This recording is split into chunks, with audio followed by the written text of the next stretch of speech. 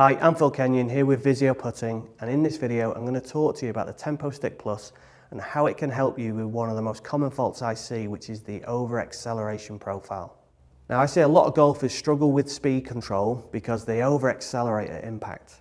Now why would they do that? Well, very commonly it's because they have a backswing that's too slow or too short, and therefore they don't build up enough energy effectively in the backswing. So they're trying to find that in the downswing.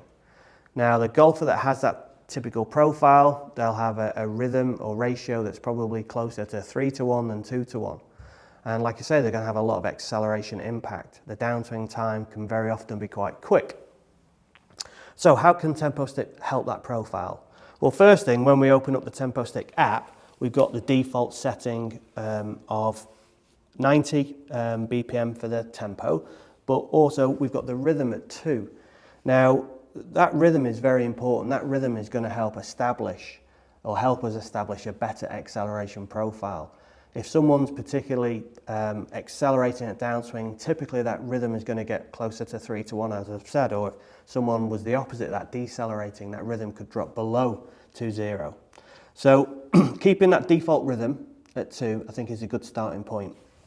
Now, when you start to then run the TempoStik, what we can see immediately is we have a backswing reference.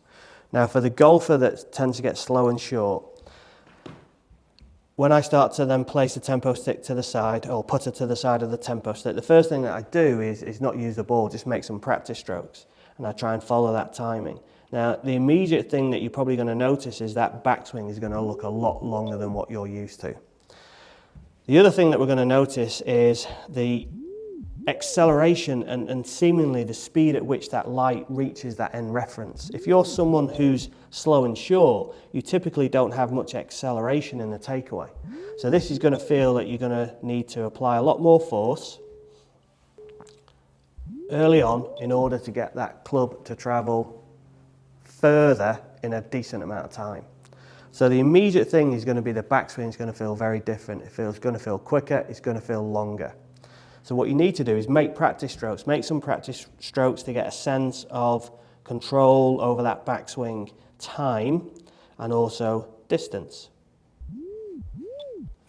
Now once you've made some practice strokes and you start to kind of get a feel for that, you start to appreciate backswing is going to feel like it's got a lot more load, it's going to feel more acceleration away, it's going to feel longer, then we can start to hit some putts.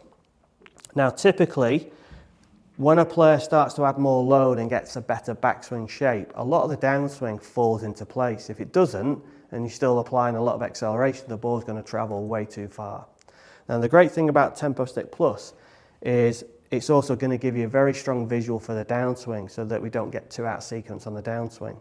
So once you've made some practice strokes, start to put in the ball and then start to try and follow that sequence. It's going to feel brisker, it's going to feel longer. Going to follow that downswing, definitely going to feel a lot smoother, and it's definitely going to feel like there's less acceleration. It would not be uncommon if someone felt they almost decelerated through the putt. If you follow the light, it's going to give you minimal acceleration at impact. The profile that's built into the TempoStik is for minimal acceleration. We have symmetry in the force applied back to the force applied by the golfer down, which ultimately provides minimal acceleration at impact. So if you're someone that gets a bit slow, a bit short, tends to be a bit hitty at impact, TempoStik is going to give you great references. Reference for the backswing length on any given putt, regardless of the distance of that putt, the slope that you're on.